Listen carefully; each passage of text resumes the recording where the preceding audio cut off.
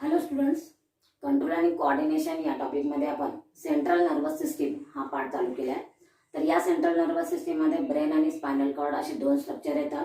ह्या ब्रेन आणि स्पायनल कॉर्डवरती असलेले प्रोटेक्टिव्ह लेयर्स ज्याला मिनिंग असं म्हटलं होतं, आणि त्यानंतर या नर्वस सिस्टीममध्ये प्रेझेंट असलेलं फ्लूइड ज्याला extra cellular fluid, cerebrospinal fluid असंही म्हटलं जातं. हे दोन्ही स्ट्रक्चर आपण पाहिलेले आहेत. त्यानंतर आजच्या लेक्चरला आपण ॲक्च्युली ह्यूमन ब्रेनचं स्ट्रक्चर चालू करतोय. म्हणजे सेंट्रल नर्वस सिस्टीम मधला पहिला पार्ट ब्रेन हा पार्ट आज आपण चालू करतोय. तर पहा, सुरुवातीला आपण ब्रेनचं लोकेशन पाहिलेलं आहे. त्यानंतर या लेक्चरला आपण मॉर्फॉलॉजी आणि स्ट्रक्चर हे दोन पॉईंट कंप्लीट करणार आहोत.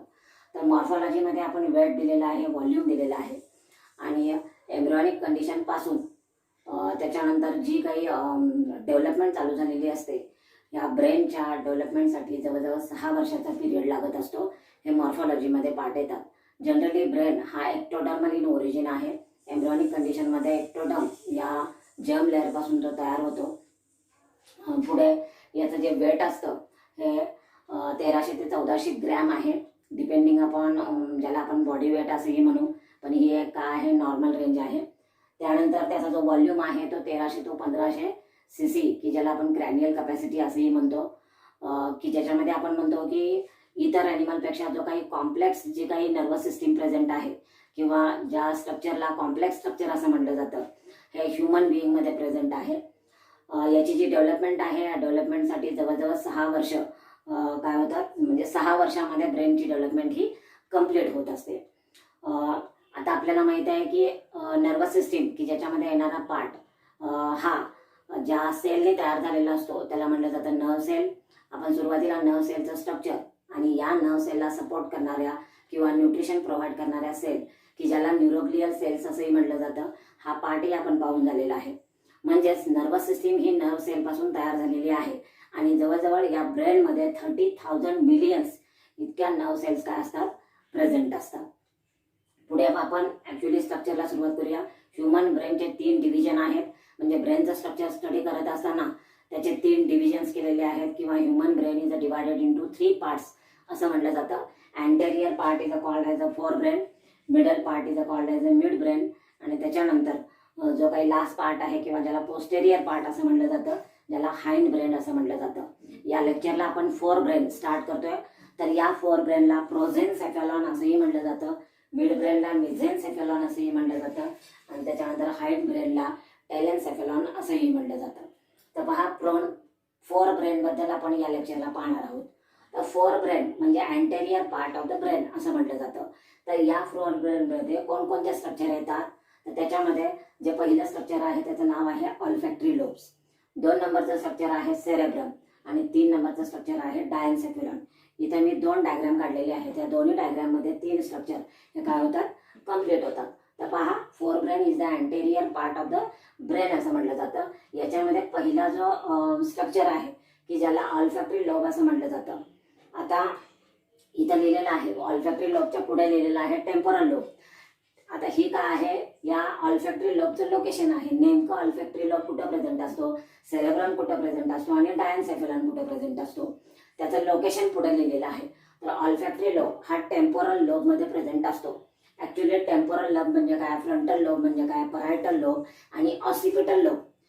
हा जे आपण ब्रेनचे जे काही लोब पाहणार आहोत हे आपण नेक्स्ट लेक्चरला पाहणार आहोत. कारण हे जे लोब आहेत हे काय आहेत, फंक्शनल एरियाज ऑफ ज्याला म्हटलं जातं सेरेब्रम. त्यामुळे ते आपल्याला पुढच्या लेक्चरला पाहायला मिळतील. पण या लेक्चरमध्ये आपल्याला हे लक्षात ठेवायचं आहे की ऑल्फॅक्टरी लोब म्हणजे नेमका कुठं प्रेझेंट असतो, सेरेब्रम कुठं आहे, आणि डायन्सेफॅलॉन कुठं आहे. तर सुरुवात करूया ऑल्फॅक्टरी लोब. जनरली नर्वस सिस्टीममध्ये कोणतंही स्ट्रक्चर लिहित असताना आपण लिहितो की त्याचं लोकेशन कुठं आहे, स्ट्रक्चर कसं आहे, आणि त्याच्यानंतर त्याचं फंक्शन. या फंक्शनवरूनही आपल्याला लिहिता आलं पाहिजे की नेमकं की आपण ह्युमन बिईंगमधलं पाहतोय, तर इतर जे काही मॅमल्समधले जे काही ॲनिमल आहेत यांच्यामधला ब्रेन आणि ह्युमन बिईंगमधला ब्रेन हा सारखा आहे का, काय याच्यामध्ये काय फरक आहे हाही आपल्याला इथं समजणार आहे. तर पहा, ऑल्फॅक्टरी लोब हे जे लोब आहेत हे जनरली वेंट्रल साईडला प्रेझेंट असतात. सगळ्यात महत्वाचं म्हणजे मेडियम ॲक्सिसला सेंट्रल नर्वस सिस्टीम प्रेझेंट आहे. या सेंट्रल नर्वस सिस्टीममध्ये म्हणजे आपल्या बॉडीच्या डॉर्सल आणि वेंट्रल अशा दोन्ही साईड आहेत, की ज्याच्यामध्ये ऑल्फॅक्टरी लोब हे वेंट्रल ब्रेनच्या वेंट्रल साईडला प्रेझेंट आहे. आता इथं मी ऑल्फॅक्टरी लोब दाखवण्यासाठी डायग्राम काढलेली आहे. ऍक्च्युली हा जो ब्रेन आहे त्याचे हा वेंट्रल व्ह्यू आहे. वेंट्रल व्ह्यूला ऑल्फॅक्टरी लोब काय होत असतात आपल्याला दिसत असतात. हे जे स्ट्रक्चर आहे हे कशासाठी आहे, सेन्स ऑफ स्मेलसाठी आहे. पण ह्युमन बिईंगमध्ये हे जे स्ट्रक्चर असतं हे रेड्युस्ड असतं आणि ज्याला आपण म्हणतो हायली डेव्हलप्ड स्ट्रक्चर, हे जे काही ॲनिमल्स आहेत, फॉर एक्झाम्पल डॉगमध्ये ऑल्फॅक्टरी लोबचं जे स्ट्रक्चर आहे हे हायली डेव्हलप्ड असतं, कारण यांच्यामध्ये सेन्स ऑफ स्मेल हा काय असतो, जास्त असतो. त्यामुळे या स्ट्रक्चरमध्ये ह्युमन बिईंगमध्ये हे स्ट्रक्चर रेड्युस्ड आहे, जे वेंट्रल साईडला प्रेझेंट आहे. या स्ट्रक्चरमध्ये येतं काय, तर या स्ट्रक्चरमध्ये जे ऑल्फॅक्टरी बल्ब येत असतो, ज्याला म्हटलं जातं बल्ब असंही म्हटलं जातं, की जो टीप आहे, जो बल्ब लाईक स्ट्रक्चर दिसतो म्हणून याला म्हटलं जातं बल्ब. त्यानंतर हा बल्ब ज्या स्ट्रक्चरला कनेक्ट होतो त्याला म्हटलं जातं ऑल्फॅक्टरी ट्रॅक असं म्हटलं जातं. आणि जनरली पेरिफेरल नर्वस सिस्टीममध्ये आपण सांगितलं होतं, पेरिफेरल नर्वस सिस्टीम म्हणजे काय, की सेंट्रल नर्वस सिस्टीम आणि बॉडी ऑर्गन यांच्यामधलं जे कनेक्शन आहे थ्रू, ज्याला म्हटलं जातं ॲफरंट आणि इफरंट न्यूरॉन, की ज्याच्यामध्ये सेन्सरी नर्व्ह आणि ज्याला मिक्स्ड नर्व्ह किंवा मोटार नर्व्ह असे पार्ट येतो. हा जो एरिया आहे की म्हणजे ऑल्फॅक्टरी लोब आणि इतर आपले बॉडी ऑर्गन, फॉर एक्झाम्पल काय आहे, नोज आहे, कारण सेन्स ऑफ स्मेलसाठी आहे. त्यामुळे इथं पहिली जी पेरिफेरल नर्व्ह आहे किंवा पेरिफेरल नर्वस सिस्टीममध्ये जी काही क्रॅनियल नर्व्ह आहे, ज्याला म्हटलं जातं ऑल्फॅक्टरी नर्व्ह असं म्हटलं जातं, जी सेन्सरी इन फंक्शन आहे याची इथं काय आहे, अटॅचमेंट आहे. म्हणजे इथं ब्रेनमधलं आपलं फोर ब्रेन, की ज्याला प्रोजेन्सेफेलॉन असं म्हटलं जातं, याचं स्ट्रक्चर समजलं, लोकेशन समजलं आणि फंक्शन. स्ट्रक्चरमध्ये काय सांगता येईल, की याच्यामध्ये ऑल्फॅक्टरी बल्ब आहे, त्याच्यानंतर ऑल्फॅक्टरी ट्रॅक आहे. पुढे याचं लोकेशन काय सांगता येईल, प्रेझेंट ऑन वेंट्रली. त्याच्यानंतर याचं फंक्शन काय, की सेन्स ऑफ स्मेल. हा झाला ऑल्फॅक्टरी लोब, की जो टेम्परल लोबमध्ये प्रेझेंट असतो. त्याच्यानंतर दुसरं आणि अतिशय महत्त्वाचं आणखी जो आपला ब्रेनचा जो एरिया आहे, जवळजवळ 85% एरिया हा फोर ब्रेन मधला जो 2 नंबरचा पार्ट आहे ज्याला म्हटलं जातं सेरेब्रम याचा असतो. म्हणजे टोटल जो काही आपल्या ब्रेनचा जो एरिया आहे याच्यामध्ये 85% हा सेरेब्रम प्रेझेंट असतो. आणि सेरेब्रम हा जो पार्ट आहे तो जनरली आपण डॉर्सल व्ह्यूनं जेव्हा पाहणार आहोत तेव्हा आपल्याला सेरेब्रम हा दिसणार आहे, आणि जेव्हा वेंट्रल व्ह्यूनी आपण पाहू तेव्हा आपल्याला ऑल्फॅक्टरी लोब दिसणार आहे. तर पहा आपण सेरेब्रल बद्दल पाहूया, की हा फ्रंटल लोबमध्ये प्रेझेंट आहे आणि त्याच्याचबरोबर क्रॅनियमचा जो रूप आहे म्हणजे क्रॅनियम आणि ब्रेन यांच्यामध्ये आपण लेअर पाहिलेले आहेत, बरोबर का. याच्यानंतर ब्रेनचा जो पार्ट येतो तो कोणता असतो, सेरेब्रम असतो. म्हणजेच रूप ऑफ क्रॅनियम मध्ये आणि त्याच्यानंतर फ्रंटल लोबमध्ये याचं लोकेशन आहे. तर पहा 85% एरिया आहे म्हणून याला सगळ्यात मोठा ब्रेनचा पार्ट असंही म्हटलं जातं, लार्जेस्ट पार्ट ऑफ ब्रेन असंही म्हटलं जातं. आता cerebrum is divided into 2 lobe असं म्हटलं जातं, की ज्याच्यामध्ये सेरेब्रमचे 2 लोब तयार होतात, की जे 2 लोब आहेत त्यांना म्हटलं जातं राईट सेरेब्रल हेमिस्फियर आणि लेफ्ट सेरेब्रल हेमिस्फियर. म्हणजे त्यांच्यामधून एक कट जातो किंवा एक मेडियन लॉंग फिशर जातो, त्यामुळे या सेरेब्रमचे 2 सारखे भाग होतात. जेव्हा 2 सारखे भाग होतात, जो राईट साईडला असतो त्याला म्हटलं जातं राईट सेरेब्रल हेमिस्फियर, जो लेफ्ट साईडला असतो त्याला म्हटलं जातं लेफ्ट सेरेब्रल हेमिस्फियर. आता पहा, जेव्हा आपण ॲनिमल क्लासिफिकेशन हा टॉपिक पाहिला तेव्हा मॅमल्सची एक कॅरेक्टरिस्टिक पाहिली होती. राईट अँड लेफ्ट सेरेब्रल हेमिस्फियरला कनेक्ट करणारा जे काही फायब्रस बँड असतो, या फायब्रस बँडला कॉर्पस कॅलोझम असं म्हटलं जातं. ही मॅमेलियन ब्रेनची कॅरेक्टरिस्टिक आहे, असंही मी 11वीला ॲनिमल किंगडममध्ये मॅमल्स हा क्लास पाहत असताना आपण पाहिलेला आहे. तर पहा, हे कॉर्पस कॅलोझम हे काय आहे, तर राईट सेरेब्रल हेमिस्फियर आणि लेफ्ट सेरेब्रल हेमिस्फियर यांना कनेक्ट करणारा फायब्रस बँड आहे, ज्याला म्हटलं जातं कॉर्पस कॅलोझम. जेव्हा आपण ब्रेनचा वर्टिकल सेक्शन घेतो तेव्हा या वर्टिकल सेक्शन मध्ये आपल्याला हा मेडियन काय दिसत असतो, फायब्रस बँड दिसत असतो. हा म्हणजे काय आहे, की सेरेब्रमला कनेक्ट करणारा 2 जे काही लोब तयार झालेले आहेत, ह्या दोन्ही लोबला कनेक्ट करणारा जो बँड आहे ज्याला म्हटलं जातं कॉर्पस कॅलोझम असं म्हटलं जातं. जेव्हा आपल्याला सेरेब्रम बद्दल लिहायचं असतं तेव्हा हा लार्जेस्ट पार्ट तर आहे, 85% एरिया कव्हर तर करतोच, पण त्याच्याच बरोबर राईट सेरेब्रल हेमिस्फिअर आणि लेफ्ट सेरेब्रल हेमिस्फिअर यांना कनेक्ट करतो. मुद्दा आहे सेरेब्रल हेमिस्फिअर हे कधी तयार झाले, जेव्हा सेरेब्रम हा इंटॅक्ट असतो पण त्याचे दोन पार्ट होतात तेव्हा त्याला म्हणलं जातं सेरेब्रल हेमिस्फिअर. मग तो पार्ट राईट साईडचा असू शकतो आणि लेफ्ट साईडचा सुद्धा असू शकतो आणि जेव्हा कनेक्ट केलं जातं तेव्हा त्याला म्हणलं जातं कार्पस कॅलोझम. आता या सेरेब्रम मध्ये दोन रिजन असतात, आउटर आणि त्याच्यानंतर इनर. आउटर आणि इनर. जो आउटर सरफेस आहे ज्याला म्हटलं जातं कॉर्टेक्स असं म्हटलं जातं आणि जो मेड्युलरी आहे जो इनर आहे त्याला म्हटलं जातं मेड्युला असं म्हटलं जातं. म्हणजे या सेरेब्रम मधला जो काही आउटर पेरिफेरल रिजनचा जो काही सरफेस आहे याला म्हटलं जातं कॉर्टेक्स रिजन असं म्हटलं जातं आणि जो इनर किंवा जो मेडियन आहे त्याला म्हटलं जातं मेड्युलरी रिजन. आता कॉर्टेक्स सरफेस म्हणजे नेमकं काय असतं किंवा मेड्युलरी म्हणजे काय, तर कॉर्टेक्स सरफेस याला म्हटलं जातं की जसे आपण ब्रेनचे दोन रिजन पाहिलेले आहेत. कोणते दोन रिजन, ग्रे मॅटर किंवा ग्रे रिजन आणि हा आहे व्हाईट रिजन. आता पहा, कॉर्टेक्स रिजन याच्यामध्ये ग्रे मॅटर प्रेझेंट असतो आणि जो मेड्युलरी रिजन आहे याच्यामध्ये व्हाईट मॅटर प्रेझेंट असतो. याच्यावरून आपल्याला काय सांगता येईल, तर याच्यावरून आपल्याला असं लक्षात येतं की जो सेरेब्रमचा कॉर्टेक्स रिजन आहे याच्यामध्ये नॉन मेड्युलेटेड नर्व फायबर्स प्रेझेंट आहेत. हे जे दोन कन्सेप्ट आहेत कॉर्टेक्स रिजन आणि मेड्युलरी रिजन जेव्हा आपल्याला समजतात तेव्हाच आपल्याला ब्रेनचं फंक्शन लिहिणं सोपं जातं किंवा सेरेब्रमचं फंक्शन समजतं.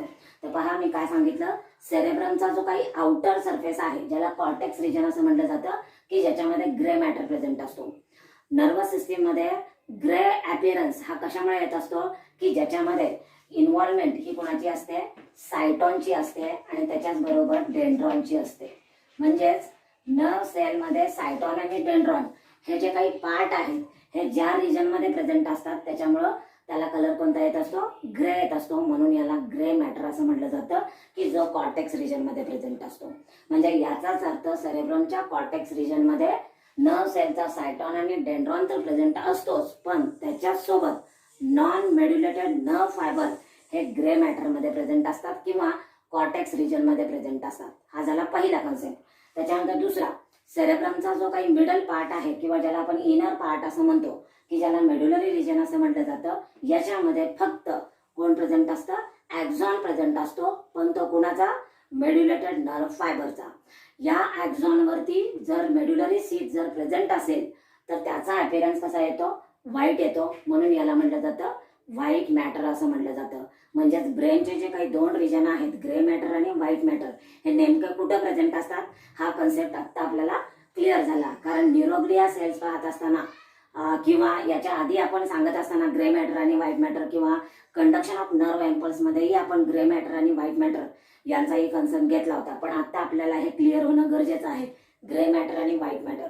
व्हाईट मॅटर याचा अर्थ याच्यामध्ये मेड्युलरी नर्व फायबर प्रेझेंट आहेत. म्हणजेच ॲक्झॉन वरती हे शीट प्रेझेंट असतं त्यामुळे ॲक्झॉनचा पार्ट हा मेड्युलरी रिजन मध्ये प्रेझेंट असतो. या नर्व सेल मधला डेंड्रॉन आणि सायटॉन हा पार्ट ह्या ग्रे मॅटर मध्ये प्रेझेंट असतो. पुढे त्याच्यानंतर आपल्याला पाहायचं आहे की या सेरेब्रम मध्ये ग्रे मॅटर झालं आणि व्हाईट मॅटर झालं. आता समजा हा पेरिफेरल रिजन आहे की ज्याला म्हटलेलं आहे कॉर्टेक्स रिजन असं म्हटलेलं आहे. या कॉर्टेक्स रिजन्स मध्ये नंबर ऑफ कन्व्होल्युशन्स असतात आणि त्याच्यासोबत रिजेस असतात. कन्व्होल्युशन्स याचा अर्थ होतो फोल्ड. समजा आपल्याला कमी जागेमध्ये समजा एखादं कापड जर बसवायचं असेल, म्हणजे आपल्याला आपली ट्रॅव्हलिंग बॅग फुल करायची आहे, अशा वेळेला आपण भरपूर जर कपडे जर घेतले आणि छोट्या बॅगमध्ये जर भरपूर जर कपडे जर घातले तर त्याला सुरकुत्या पडतील. याला म्हटलं जातं कन्व्होल्युशन्स. तसंच या क्रॅनियम मध्ये जो काही सेरेब्रम आहे हा सेरेब्रमला जास्तीत जास्त या सेरेब्रमचा एरिया व्हावा म्हणून याच्यामध्ये काय आलेले आहे, याच्यामध्ये एरिया जास्त आहे म्हणजे सेरेब्रमचा एरिया जास्तीत जास्त अकोमोडेड व्हावा याच्यासाठी याच्यावरती फोल्ड आलेले आहेत. हे जे फोल्ड आलेले आहेत याला म्हटलं जातं गायरी असं म्हटलं जातं. जे फोल्ड आहेत सेरेब्रम वरती, जे फोल्ड आहेत ज्याला आपण सुरकुत्या असं सुद्धा म्हणतो, हे जे फोल्ड आहेत त्याला गायरी असं म्हटलं जातं. आणि या फोल्डमुळे जे रिजेस तयार झालेले आहेत ज्याला आपण म्हणतो खड्डे असे तयार झालेले आहेत ज्याला म्हटलं जातं सुलसी. म्हणजे जेव्हा सेरेब्रमचा उल्लेख येतो तेव्हा व्हाईट मॅटर ग्रे मॅटर हा कन्सेप्ट जितका क्लिअर होणं गरजेचं आहे तितकाच या कॉर्टेक्स रिजन वरती लक्षात ठेवायचं, कॉर्टेक्स रिजन वरती गायरी आणि सुलसी प्रेझेंट असतात. गायरी याचा अर्थ होतो की फोल्ड आणि सुलसी याचा अर्थ होतो की ज्याला म्हटलं जातं रिजेस. गायरी म्हणजे फोल्ड, फोल्ड याला कन्व्होल्युशन्स असं म्हटलं जातं. आता नेमका या गायरी आणि सुलसीचा सेरेब्रल कॉर्टेक्सला काय फायदा होतो? आपण इथे लिहिलेलं आहे की या ब्रेनमध्ये 30,000 बिलियन नर्व्हची काय आहे, प्रेझेन्सी आहे. म्हणजे इतक्या नर्व या ब्रेनमध्ये प्रेझेंट असतात. तर पहा, या सेरेब्रल कॉर्टेक्स किंवा सेरेब्रमचा जो काही रिजन आहे हा जास्तीत जास्त नर्वला अकोमोडेट करता यावं याच्यासाठी याच्यामध्ये गायरी प्रेझेंट आहेत. म्हणजे Gayri increases area of cerebrum असं म्हटलं जातं. Gayri increases area of cerebrum याचा अर्थ जेवढे फोल्ड तयार होतील तेवढा सेरेब्रमचा एरिया हा काय होणार आहे, त्या क्रॅनियम मध्ये वाढणार आहे. जेव्हा सेरेब्रमचा एरिया वाढतो तेव्हा नर्व सेलची संख्या सुद्धा वाढत असते आणि जेवढा नर्व सेल तेवढाच तो काय होत असतो, फंक्शनल एरिया होत असतो. हे आता सेरेब्रमचे काय फंक्शन आहेत हे आपण पुढच्या लेक्चरला पाहणार आहोत.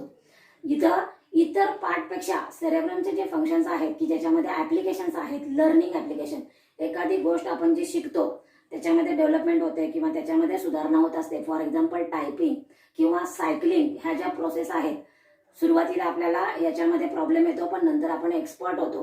का? कारण या सेरेब्रम वरतीच याचे काय असतात, सेंटर्स प्रेझेंट असतात किंवा प्रॉब्लेम सॉल्व्हिंग अशा पद्धतीचे जे क्वेश्चन्स आहेत हे आपण सेरेब्रम वरतीच काय असतो, या फंक्शनसाठी डिपेंड असतो. म्हणजे हा एक वेगळा पार्ट आहे की फंक्शन्स ऑफ सेरेब्रम. गायरी सुलसी झालं, कार्पस कॅलोझोम झालं, कॉर्टेक्स रिजन, मेडुलरी रिजन. आता कॉर्टेक्स रिजन जो आहे हा कॉर्टेक्स रिजनला की कॉर्टेक्स रिजनचा जो काही फ्लोअर आहे, रूप आहे, ज्याला म्हटलं जातं पॅलियम. कॉर्टेक्स रिजनचा जो काही रूप आहे ज्याला म्हटलं जातं पॅलियम, आणि या पॅलियम मध्ये कोण येतं, गायरी येतात आणि सुलसी येतात. कार्पस कॅलोझोम म्हणजे काय की दोन हेमिस्फिअरला कनेक्ट करणार. त्याच्यानंतर जो काही लॅटरल जो काही कॉर्टेक्स रिजन आहे ज्याला कार्पोरा क्वाड्रिजेमिनी असंही म्हटलं जातं. हा पार्ट आपल्याला लक्षात ठेवता आला तर ठीक आहे, नाही लक्षात ठेवला तरी सुद्धा चालू शकतं. म्हणजे सेरेब्रम मध्ये आपण काय पाहिलं की सेरेब्रम मध्ये दोन रिजन पाहिले, कॉर्टेक्स रिजन, मेडुलरी रिजन. त्याच्यामध्ये ग्रे मॅटर, व्हाईट मॅटर. सेरेब्रमचा जो काही कॉर्टेक्स रिजन आहे की त्याच्या रूपला पॅलियम म्हटलं जातं. या पॅलियम मध्ये फोल्ड्स असतात त्याला गायरी म्हटलं जातं. जे रिजेस असतात ज्याला सुलसी असं म्हटलं जातं. त्याच्यानंतर या सेरेब्रम रिजन मध्ये दोन वेंट्रिकल्स प्रेझेंट असतात लॅटरल साईडला, म्हणून यांना काय म्हटलं जातं, लॅटरल वेंट्रिकल्स असं म्हटलं जातं. जसं आपण लास्ट लेक्चरला पाहिलं होतं की cerebro of spinal fluid ventricles मध्ये प्रेझेंट असतं. हे जे वेंट्रिकल आहे हे सेरेब्रम मध्ये प्रेझेंट असतात, पण त्या वेंट्रिकलला म्हटलं जातं लॅटरल वेंट्रिकल. हा झाला आपला सेरेब्रमचा पार्ट. म्हणजे आपण पहिल्यांदा पाहिलं ऑल्फॅक्टरी लोब, त्यानंतर पाहिलं सेरेब्रम. आता आपण पाहूया डायन्सेफेलॉन. फोर ब्रेन मधला जो तिसरा जो पार्ट आहे ज्याला म्हटलं जातं डायन्सेफेलॉन. आता हा डायन्सेफेलॉन डॉर्सल टू मिड ब्रेन असं म्हटलेलं आहे. डॉर्सल टू मिड ब्रेन म्हणजेच या मिड ब्रेनच्या डॉर्सल साईडला, म्हणजे आपल्याला डायन्सेफेलॉन हा वेंट्रल साईडनी दिसणार आहे. इथं आपल्याला कुठेही डायन्सेफेलॉन दाखवलेला नाही. या डायग्राम मध्ये तुम्हाला डायन्सेफेलॉन दिसेल, कुठं ते सांगते. हा जो बँड काढलेला आहे ज्याला म्हटलं जातं कार्पस कॅलोझोम, हा एरिया आहे याला म्हटलं जातं सेरेब्रल कॉर्टेक्स असं म्हटलं जातं. त्याच्यानंतर या डायन्सेफेलॉन मध्ये तीन पार्ट येत असतात. डायन्सेफेलॉन मध्ये तीन पार्ट येत असतात. हे पार्ट कोणते? तर याच्यामध्ये डायन्सेफेलॉन मध्ये एक रूप असतं, फ्लोअर असतं आणि लॅटरल वॉल्स असतात. समजा ही एक आहे रूम आहे की ज्याला रूफ आहे, लॅटरल वॉल्स आहे आणि हा फ्लोअर आहे. तर हा जो रूप आहे याला म्हटलं जातं इपिथॅलॅमस.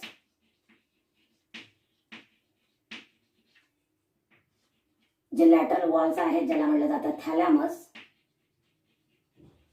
आणि जे फ्लोअर आहे त्याला म्हटलं जातं हायपोथॅलॅमस. हायपोथॅलॅमस म्हणजे फोरब्रेन मधला जो काही डायन्सेफेलॉन आहे तो तीन स्ट्रक्चरनी तयार होतो, इपिथॅलॅमस, थॅलॅमस आणि हायपोथॅलॅमस. आता पहा, इपिथॅलॅमस म्हणजे काय की ज्याला म्हटलं जातं रूफ ऑफ डायन्सेफेलॉन, ज्याला म्हटलं जातं इपिथॅलॅमस. हा इपिथॅलॅमस नेमका कुठं प्रेझेंट असतो तर या कार्पस कॅलोझोमच्या खाली. आणि या इपिथॅलॅमस मध्ये दोन स्ट्रक्चर येतात की ज्याचं नाव आहे कोराइड प्लेक्सेस आणि पिनाइल बॉडी. कोराइड प्लेक्सेस आणि पिनाइल बॉडी. क्लोराइड प्लेक्सेसचं काम आपल्याला माहिती आहे की जे सेरेब्रोस्पायनल फ्लुइड सिक्रेट करतं.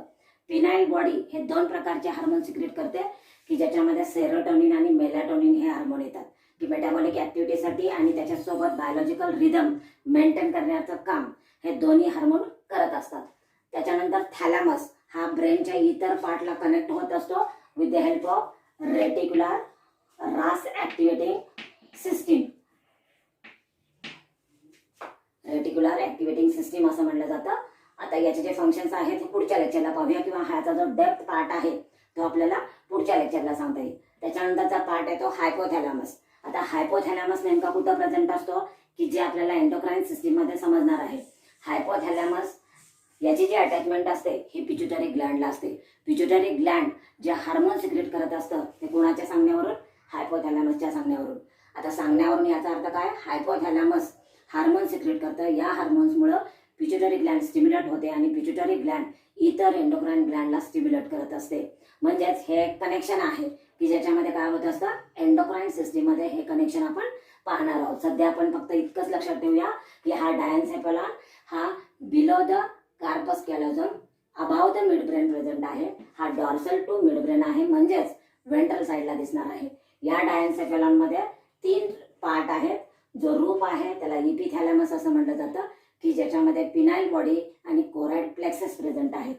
थॅलॅमस जे लॅटरल वॉल्स आहेत तो इतर नर्वस सिस्टीम मधल्या ऑर्गनला कनेक्ट होणार आहे रास या ऍक्टिव्हेटिंग सेंटरमुळे. त्याच्यानंतर हायपोथॅलॅमस जो पिट्युटरी ग्लँडला इन्फंटिब्युलर स्टॉक थ्रू काय होणार आहे, अटॅच होणार आहे. इथं आपला डायन्सेफॅलॉन हा पार्ट संपलेला आहे. त्याच्यानंतर सेरेब्रम बद्दल आणखी एक थोडं राहिलेलं आहे. सेरेब्रम हा जो 85% एरिया आहे की ज्याच्यामध्ये नंबर ऑफ लोब्स तयार होतात. हे लोब्स तयार होत असताना काही सेपरेशन्स आहेत. या लेक्चरला आपण सेपरेशन समजून घेऊया आणि पुढच्या लेक्चरला आपण लोब्स ऑफ सेरेब्रम हा पॉइंट कंप्लीट करूया. तर या सेपरेशन मध्ये कोण येतं, की ज्याला म्हटलं जातं सेपरेशन, याचा अर्थ होतो सल्कस. या सेरेब्रम मध्ये जे लोब फॉर्मेशन होणार आहे ते कोणामुळं, सल्कस किंवा ज्याला सेपरेशन असं म्हटलं जातं. हा एक काय असतो, बँड असतो.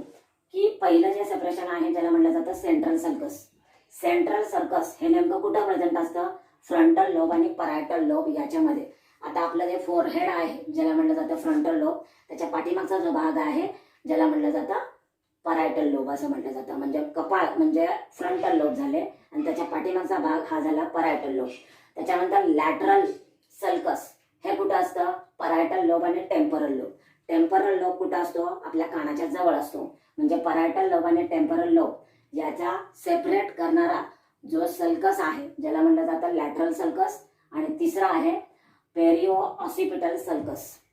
हा जो पेरिओ ऑसिपिटल याचा अर्थ आपला पाठीमागचा भाग. तर हा पेरिओ ऑसिपिटल सल्कस हा कुठं असतो, परायटल आणि ऑसिपिटल लोबला. हे 3 सल्कस लक्षात ठेवायचे आहेत फक्त, सेंट्रल सर्कस, लॅटरल सर्कस आणि पेरिओ ऑसिपिटल सर्कस. की हे सर्कस कुठे प्रेझेंट आहेत, सेरेब्रम मध्ये प्रेझेंट आहेत, ज्याच्यामुळं की नंबर ऑफ लोब्स फॉर्मेशन झालेले आहेत आणि प्रत्येक लोबचं फंक्शन हे आपल्यासाठी महत्वाचं आहे. म्हणजे अशा पद्धतीनं आपण इथं ह्युमन ब्रेन मधला फोरब्रेन हा पार्ट पाहिलेला आहे.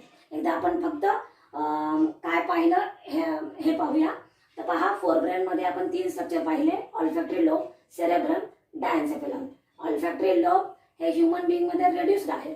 सेरेब्रम 85% एरिया आहे की ज्याच्यामध्ये 3 सल्कस प्रेझेंट आहेत, नंबर ऑफ लोब्स प्रेझेंट आहेत. लोब बद्दल आपण उद्या पाहणार आहोत. हे लोब आहेत frontal lobe, parietal lobe, temporal lobe आणि ऑसिपिटल लोब. म्हणजे 4 लोब तयार होतात. ह्या 4 लोब मध्ये 3 सेपरेशन्स आहेत किंवा सल्कस प्रेझेंट आहेत. या सेरेब्रमचे 2 रिजन, कॉर्टेक्स आणि मेडुलरी. कॉर्टेक्स मध्ये गायरी आहेत, सुरसी आहेत. आता पहा, गायरीचा काही पार्ट हा मेडुलरी रिजन मध्ये काय असतो, प्रेझेंट असतो, डीपली एम्बेडेड असतो किंवा डीपली सिच्युएटेड असतो. यांना म्हटलं जातं बेसल गॅंग्लियॉन किंवा बेसल न्यूक्लिया असंही म्हटलं जातं, की ज्याचं कनेक्शन हे हायपोथॅलॅमस सोबत असतं. इथं आपला फोरब्रेन, ह्युमन नर्वस सिस्टीम मधला किंवा ह्युमन ब्रेन मधला फोरब्रेन हा पार्ट संपलेला आहे. या फोरब्रेन साठी आपल्याला बोर्ड एक्झाम साठी क्वेश्चन विचारला जातो, डिस्क्राइब फोरब्रेन ऑफ किंवा डिस्क्राइब फोरब्रेन असा क्वेश्चन विचारला जाऊ शकतो, किंवा write a short note on cerebrum असाही क्वेश्चन विचारला जाऊ शकतो, किंवा 2 मार्कासाठी write a short note on diencephalon असाही क्वेश्चन विचारला जाऊ शकतो. म्हणजे 5 मार्काचा जो क्वेश्चन आहे तो या फोरब्रेन वरती विचारला जाऊ शकतो, सेरेब्रम वरती, की याच्यासाठी आपल्याला ही डायग्राम काढावी लागते की ज्याच्यामध्ये आपल्याला कार्पस कॅलोझम त्याच्यानंतर डायन्सेफेलॉनचा पार्ट हा दाखवावा लागतो.